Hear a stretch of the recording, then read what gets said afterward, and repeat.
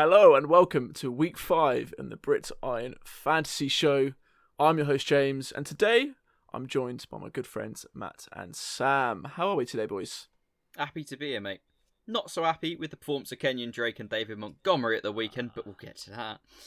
Yeah, they didn't perform well. No. Montgomery especially did let people down. Big opportunity he had, but all hope is not lost. Montgomery is at least providing the merch.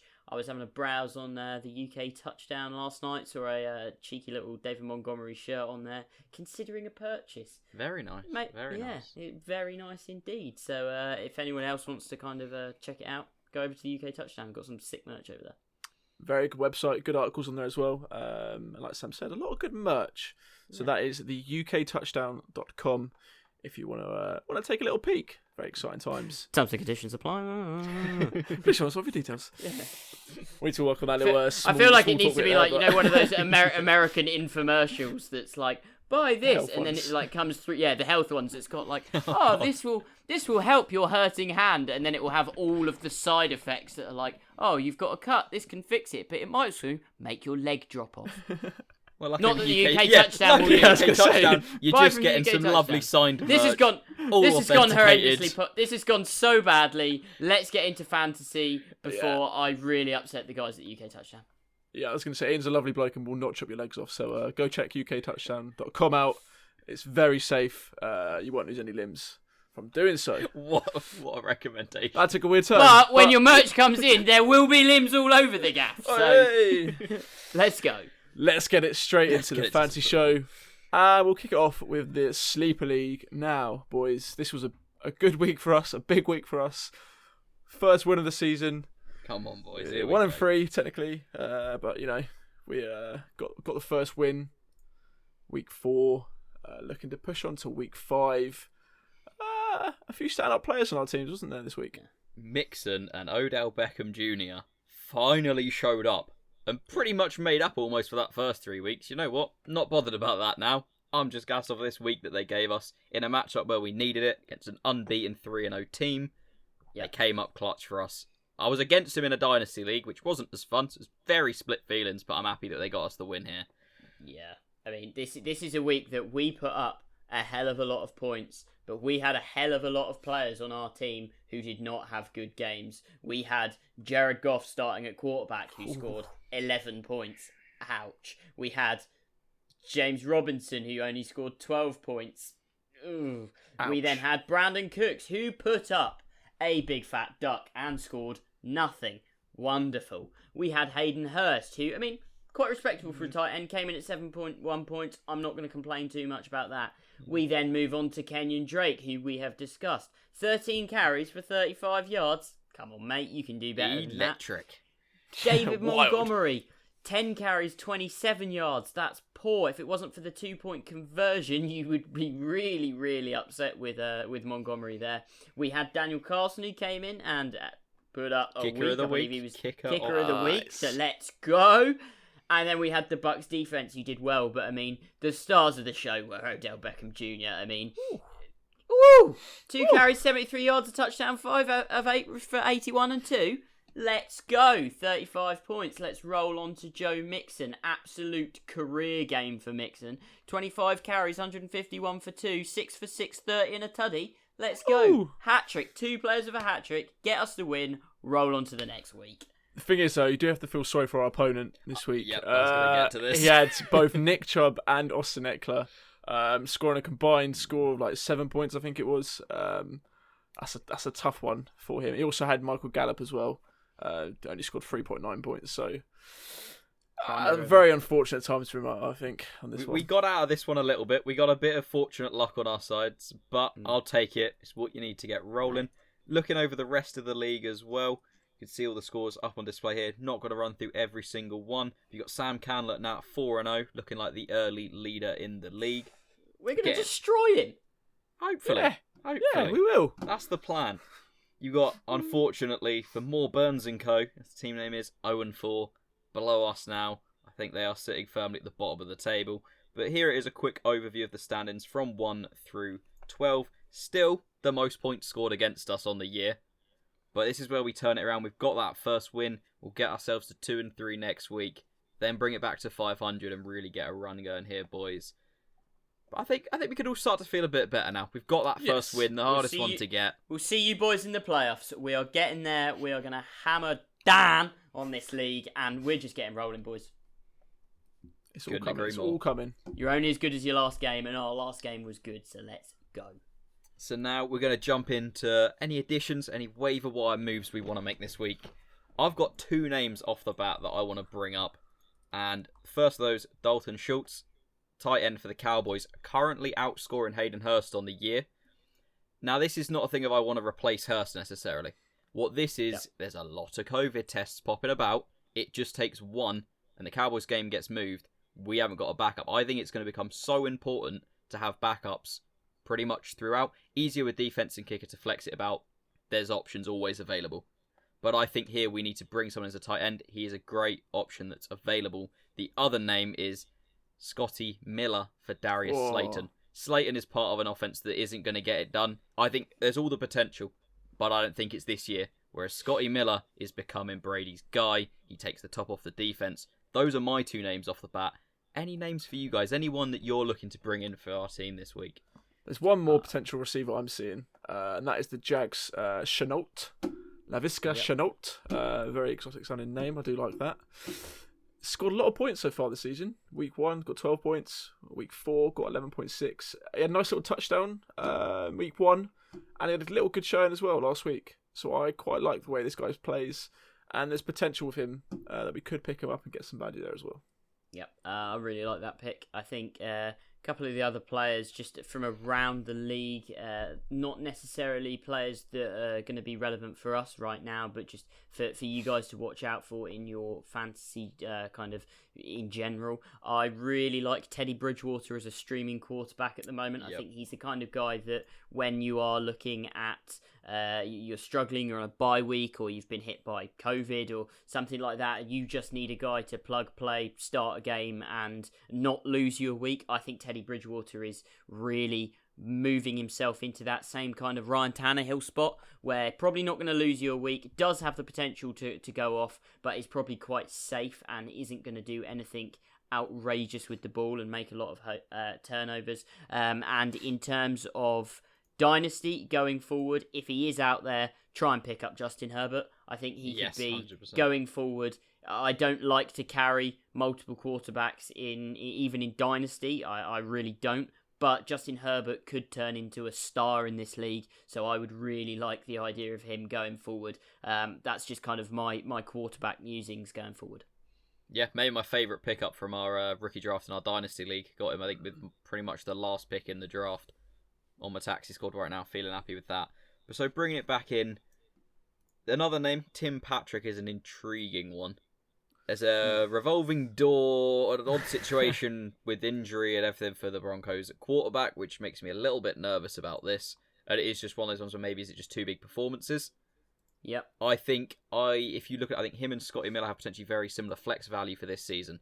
Whereas you know the quarterback, unless there's an injury for the Bucks, and you know that quarterback really likes him. Scooter, as he's branded him. He's given him a nickname. He's a Brady receiver through and through. So I think another one, Dearness Johnson, guy to watching that Cleveland backfield. Maybe could have 4 or 5 weeks, depending on how long Chubb's out of value, behind Kareem Hunt, but you're not looking for anything big. Touchdown upside, might be able to put you up 7-8 points just off the back of the rushing yards, maybe an extra touchdown on top. So another guy to consider if you're desperate for a running back this week.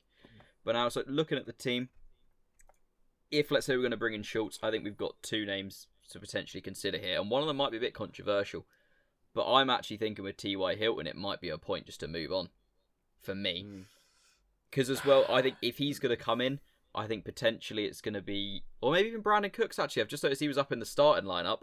I think I'd rather drop Cooks than Hilton. I would, yeah. No, I've just seen that. I completely forgot Cooks being up there in a starting spot. I find it harder to move on from Cooks than Hilton at this point, just because I think Cooks has got the better quarterback and is a bit younger and a bit fresher in the league. Yes, I know he deals with all of his injuries and stuff, but I think T.Y. Hilton has got the much worse quarterback. He's less of a threat to just break a big play deep.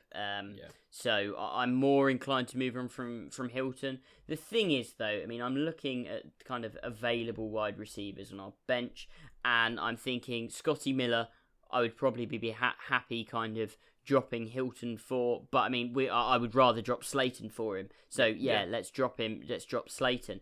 Everybody else on there, maybe you'd want to take a swing and have a look at Corey Davis. Maybe he kind of works in, and he's sat on our waiver wire. But there is nobody else on there that jumps out to me other than maybe Randall Cobb. But again, Randall Cobb could be more of a 1 week in, 1 week out, and I wouldn't like having Cobb and Cooks on our team, because that screams to me the week you play Cooks, Cobb plays well, and the week you play Cobb, Cooks plays well. Headache waiting to happen, isn't it? When we're talking about dropping players, though, there's one other conundrum I'd like to bring up, and that is Lev Bell. Potentially coming off the IR list. We have got him on IR. Jesus, that's a bit of a mouthful. For our fantasy team.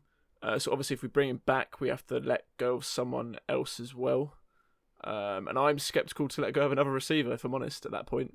Oh, yeah, I think 100% it would have to be a running back. Yeah, the depth is a bit questionable at that point at receiver. You've only got 3 to Let's deal with that when we come to it, because that's a horrible decision. He may get activated this week, so that may come sooner than we think. I think then the debate... I don't want to make that decision. The debate Le'Veon Bell's so talented, but he's on a varsity high school team playing in the NFL. So. With Gase. It's Lev Bell or Devonta Freeman at that point. Yeah, it's... Neither Freeman's in probably the slightly better offense, but I prefer Lev Bell as a player. Lev Bell's a better player. Difficult. So I think that is genuinely going to come down to us having a vote. That is a complete gut feeling pick. So I don't think there's anything we can really recommend on that one. It's up to what people want to do. Yep. So to round it off, so are we talking potentially that we bring in Scotty Miller for Slayton? Yeah. And then where do we stand on Schultz for Hilton? Just to give us that backup tight end, who is actually better than our starting tight end on the season in fantasy currently. So this is quite a good opportunity for me to talk about kind of one of my fantasy philosophies, which is tight ends in general. Unless I have got one of the top 2 guys at the moment, which is obviously George Kittle or Travis Kelce, then I am not banking on a season-long starting tight end, because it's such a streamable position. I mean, I made a call, I think it was 2 episodes ago, Mo Alley-Cox is a great pickup. He then went off again, had another big week, and he was on most waiver wires. You can find tight ends to plug and play for a week, because realistically, once you get past the first top couple names, you're actually just hoping for a touchdown. And at that point, it's taken a swing, and that is something that you can stream week to week. So if we were to have Hurst go down or for his bye week, I would rather stream rather than take up a roster spot for someone that could be kept for a position that is just more valuable. I tend to agree as well, especially with the bench being so small as well, 5 positions. Well, I guess that is kind of standard these days. We're more used to the dynasty format so far this season, but you know, with only 5 positions, I think I'm with you on that one, Sam. I'd rather have other positions where it's less streamable than a tight end. Yeah, I think that's fair enough. My only thought is he's outscored Drake, Hilton. So he's outscored a lot of our players. If you're saying flex value, and he's outscored Hurst, he's the better tight end than our starting tight end. And I think is going to be a more reliable offense for him getting points than Hayden Hurst. So, my opinion, the discussion then becomes, do we drop Hayden Hurst for Dalton Schultz? I don't like carrying 2 tight ends because I think it's a streamable position. Yeah, I'd probably agree with you as well. But I mean, I'm probably quite biased because I'm so high on Hayden Hurst as it is anyway.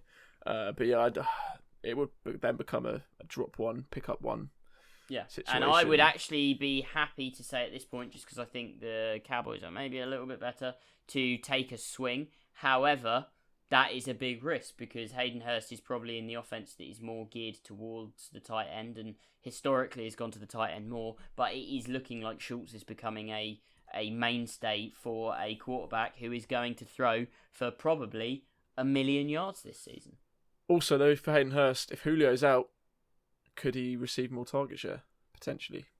Which is something to look at as well. For that. I think the only thing that worries me is the only time he's got above double digits is against Dallas, which is potentially worst defense in the league. So I'm maybe not as on board the Hayden Hurst train. I think I'm very much on board. I think it's clear here. to see. All right, so we'll put through the first one. In which case, I'm making the executive decision as the third person on the team to say we are going to. Ooh. Wait, who have the Cowboys got this week? Giants. The Giants.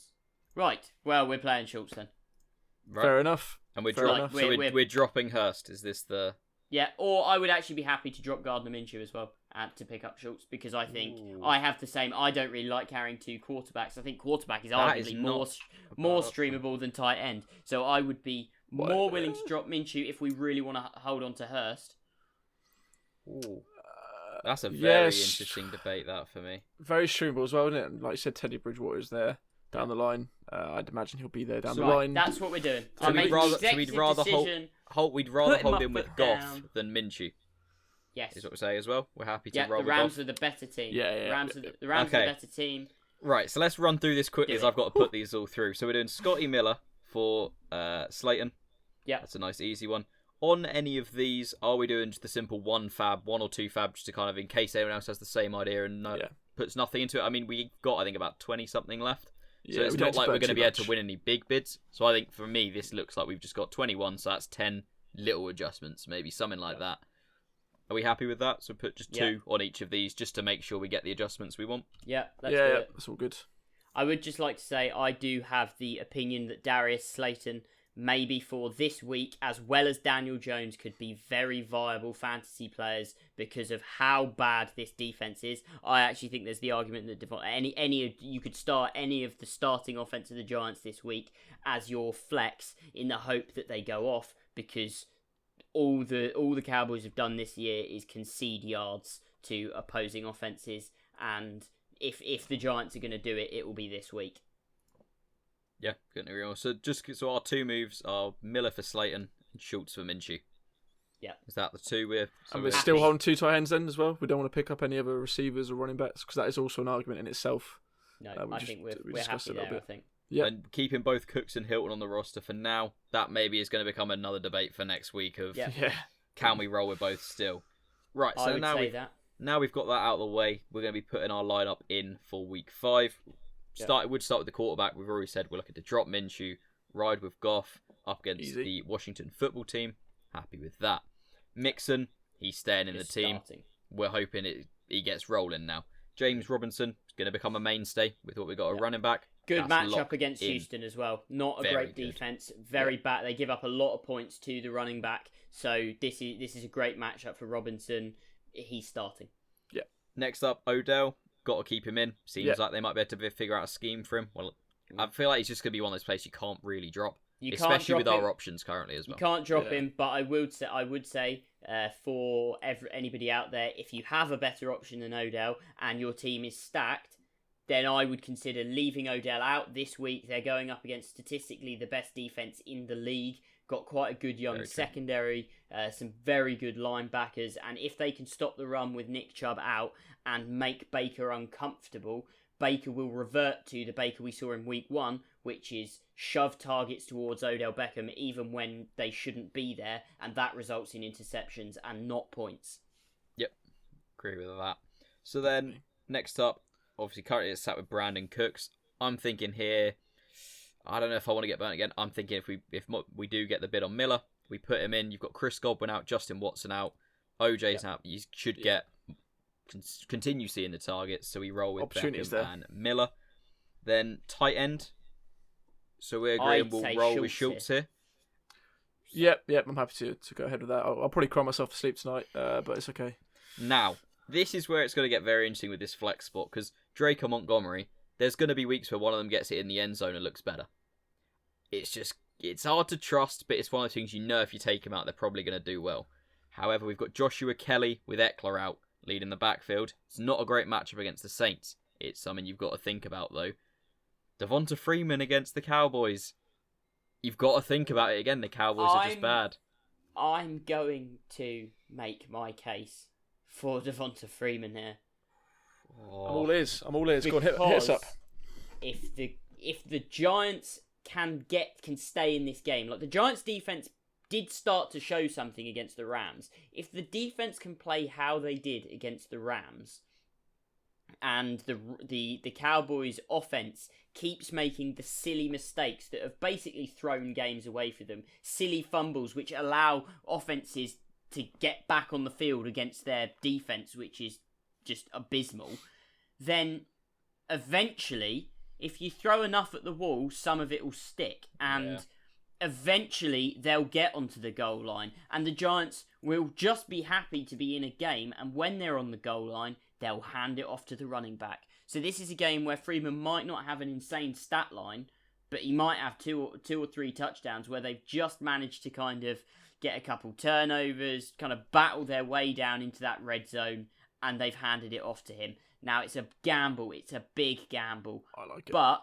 David Montgomery going up against one of the better run defenses in the league in Tampa Bay. This is what I was about to get to.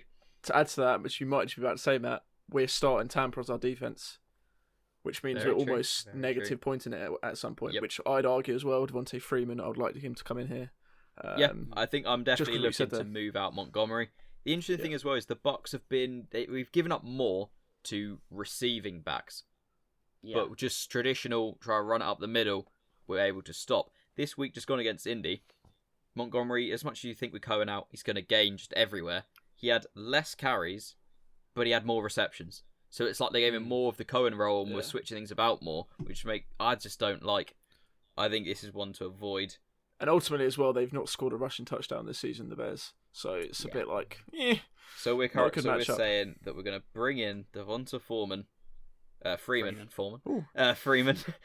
and then roll with Kenyon Drake as well. I'm nervous about Drake because I think at some point, if he doesn't pick it up, this is it. Edmonds could take it. Yes. And I think potentially we might have a debate next week of which one, if Edmonds is still out on the waiver wire. Agree with you there, but as of everything we know and we've seen, he is the man in that offense. 100%. In terms of running back position, and he is playing the New York Football Jets. So, I mean, at this point, James could probably start at running back for the Jets and come in at wide as a running back too. God, I'm the low benchmark, am I? Jesus. Yeah, this you picked James. Well, there's no way I'm starting at running back, is there? Very true. I'm a shifty little slot guy, Eric Decker over here. Yeah. Questionable. Moving on. Wes Welker. If Lev Bell comes back in, does anyone want to take a punt on that? Not this week. I'm sceptical. I've got the same decision potentially. Just want to debate.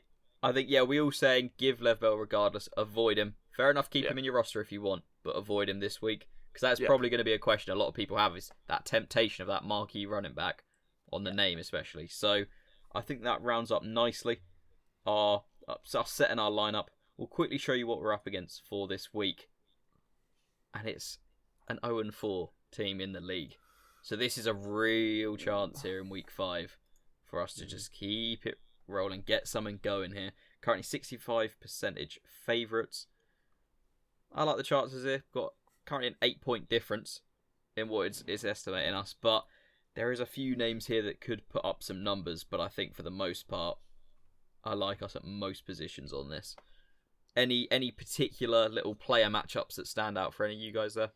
I mean, Tevin Coleman, he's still got starting, which is a bit interesting.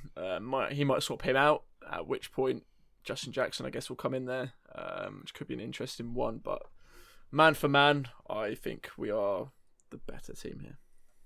The Steelers defense going up against the Bucs defense. I'm gonna chat about defenses in fantasy for a minute here, and these are two of the better defenses in the league, and this is an interesting matchup. But I think the Steelers, that they might have us here. They're a better defense. Got a much better matchup here. So I think there could be a lot. I think the Steelers could be a great obviously, if your league has people in it that know anything about football, the Steelers defense will not be on your waiver wire. But if you've got the Steelers defense, you no worries playing them this week. Probably going to get a couple turnovers and a lot of sacks. Could not agree more. So I think that pretty much covers it for the Sleeper League for this week. It's looking better. We've had an upturn. This is it. This is our time. 3-2. I can see it coming. I can see it on the horizon. This is our week. This is championship season, baby. This is where we take the bull by the horns and go on our little run from here. This is where it happens. I'm excited to see how Run. this It's a one pans out. stroll. We will stroll into the end zone. I mean, we've been strolling so far, mate. And take we're we need to get running here, We need boys. to start running. We need to start running, I think, is the outcome here. But that moves us very nicely onto the My Guy section for this week. It's not been too good for me so far, I think we can agree. What's Safe the to current say. situation here, Matt? So, coming off of week 4, I'm just going to end the misery quickly for you, James. Kenyon Drake, running back 52. You've got the -1 for this week. Not what you were hoping for there. Similar story for me with Montgomery. We've just covered these two guys, and I had the running back 30. It's all very disappointing. And then Sam, you can already see a lot of words go there how to describe him right now, but we'll keep it PG. Odell Beckham Jr., wide receiver 1 on the week. It's a lovely pick. Took If you've advantage learned of the anything from Cowboys this show, defense. it's to listen to what Sam says about football. Because everything that comes out of my mouth about football is 100% guaranteed to be accurate and correct. Thank you for the intro to the Sam's Hot Takes of the year for the end of this Yeah, I was season. gonna That is say. going to be beautiful. But so currently the point stand, Sam is on 2. Just behind, I'm on 1. And James on -2. But moving it on to this week. Yeah, good idea. We'll Let's save move the it. embarrassment here. I'm going to give you a chance to redeem yourself straight off the bat here, James. Who's your guy? Right, this is the week I make the comeback. The return of Sizz is here. Get the point on the board. We'll still be at -1 come next week, but it's a step in the right direction. Comeback season. Comeback season, baby. So my guy for this week is the quarterback for the Minnesota Vikings, Kirk Cousins. Okay. Now, yep. Ooh, there could be a slightly controversial one. He is currently 25th in half-point PPR, but he is also 4th in the league for yards per attempt. He's 3rd if you take out Taysom Hill, who's had 1 attempt, and that's gone for like 38 yards, compared to Cousins' 8.8. So on that basis, he is 3rd. He's got a very talented receiver core down in Minnesota, Adam Thielen and Justin Jefferson. That are very good so far. Thielen is top 4 for this season, so I couldn't pick him for this because of the criteria. Yep. And Jefferson is the highest graded wide receiver per PFF. So they're both very good, Okay. very talented Like footballers, have done very well so far this year. So when you combine that with the Seattle defense, they're the worst for passing yards allowed, averaging 401 per game. Very interesting. And when you look at the rushing attempts, they're only allowing 75.8 rushing attempts against them per game, which puts them 3rd in the league. So they've been able to, so far, stop the run. And they have also come up against Zeke, so that's a team that has run the ball in the past and has been quite good at it. Yeah. So it's not as if they've come up against bad running teams. So they're bad against the throw, good against the run. So therefore, the win condition for Minnesota here should be maybe a bit more to trust in Kirk Cousins and throw the ball. And no quarterback this season has averaged less than 7 yards per attempt for them this season. So again, I tie that into Kirk Cousins. The opportunity is there. And they've also allowed the most fantasy points to quarterbacks this season as well, which on that basis would put Kirk Cousins at QB1 on the week. I like this. This is well thought out. You can really tell. The science has you can gone really tell into James this needs. week. You can tell James needs a win, can't you? He was like, right, I need to do X, Y, Z. I need to make everything happen. I'm going to do the maths. I'm going to make the numbers add up, and this is going to happen. One James is there potential, like Doctor Stranging it. Like, I've seen a million outcomes, and Kirk Cousins is the one. one potential issue could be the Seattle being able to intercept the ball. They're number 2 on the season for highest interceptions. Can be an Only issue at for a quarterback, that 1.5. one. My explanation for my pick is going to be so much less in depth, Yeah, but me and- so much more reasonable. But I mean, this is how I've done it every week, and I've lost most weeks so far. Exactly. On paper, this makes a lot of sense. This looks like the perfect storm of a quarterback going into a team, playing a team where the quarterbacks always exceed. So perfect storm will happen for Kirk Cousins, QB1 of the week. He is my guy. I love that. You know what? I love the effort that's gone into it, the research. And just in case if this is your first time seeing the My Guys pick, James alluded to it there. Any of these picks, they can't be top 12 on the season at their position. We're looking for the guy that finishes highest in week 5 at his position. Just in case you're new to this and you think, well, hang on, why haven't you gone with the obvious picks? You can't. This is why. It's against the rules. That is why. But Get Sam, that. you alluded to it again there that you're feeling your pick. You might not have got the research on him. You might not have the numbers, but you've got a gut feeling. My pick. I'm not. I say I've got a maths degree. I'm not a numbers guy. I like to do things by eye. I mean, how do they look on the field? Stuff like that. I'm not going to go into too much detail. I'm also going to steal a pick. And I'm going to take a guy who James will be kicking himself over when I win this week's point. Because I'm taking James is my guy from last week. Oh, and I'm stealing Kenyon Drake. Now, I could sit here and give you loads of stats about Kenyon Drake's averages over his career and the offense and blah, blah, blah, blah, blah. And I could find a way to take these stats and make it look like this is the week he's going to break out. But I don't need to, because the only explanation I have Adam Case. is he's playing the Jets. Matt, who's your pick? That's it, just straight Wow, up. He's okay. against the Jets. He's against Adam Gase. Sam loves You that. sold me there, son. You sold me there. So my pick, this might be my most towards low-hanging fruit yet in terms of what this man has done before in fantasy I'm football. about to kick off. Sam, you know what? You've had your goes at it, so I thought, you know Mate, what? you He's gave that me point so ahead. much stick. I'm for just gonna follow it. It seems to be working. You know, has Sam got worked his out. stick, but seemed happy enough with his point. So I want a taste of that. I'm going Will Fuller against the Jags. He's the wide receiver 20 on the year, thanks to missing out week 2 and getting a 0 there with a hamstring injury. But since then, he's been putting up 13, 15-ish a game. But this is Will Fuller. And if I'm going to pick a guy who's going to potentially just come out and put up 30, it's Will Fuller. He has big game potential. He is the receiver in that offense now. He's got to step up, and I think this game really stakes a claim for it. It's a bounce-back game for the Texans as well. Bill O'Brien's gone. New era. New start. Watson's going to want to come out and be like, right, we get it moving here. We put this team on my back. And he's going to need someone to help him do that. Will Fuller. I mean, he's just got a great quarterback. I just love Deshaun Watson in this matchup. That's half of this pick. And Will Fuller goes nuts this week and gets me the point. Simple as that. In what could be a shootout with the Jags as well. Yeah, like that. Yeah. Don't like it as much as my Kenyon Drake pick.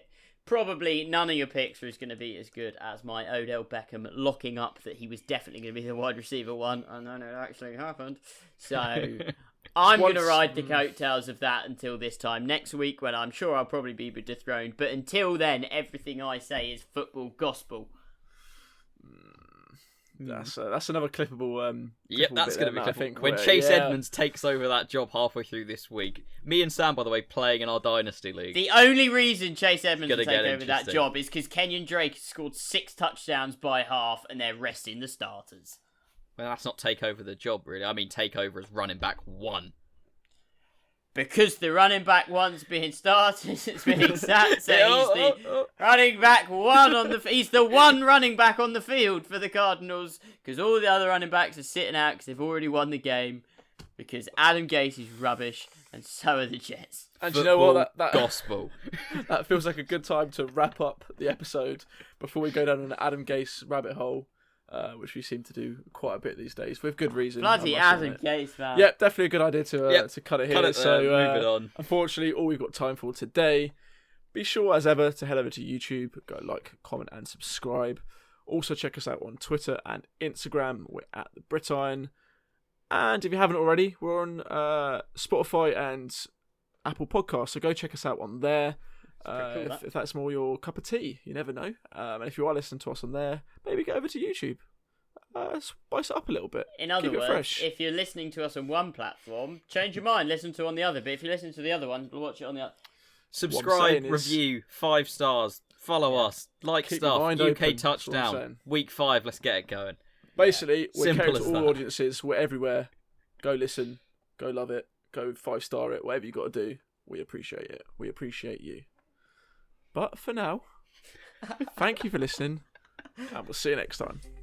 See ya.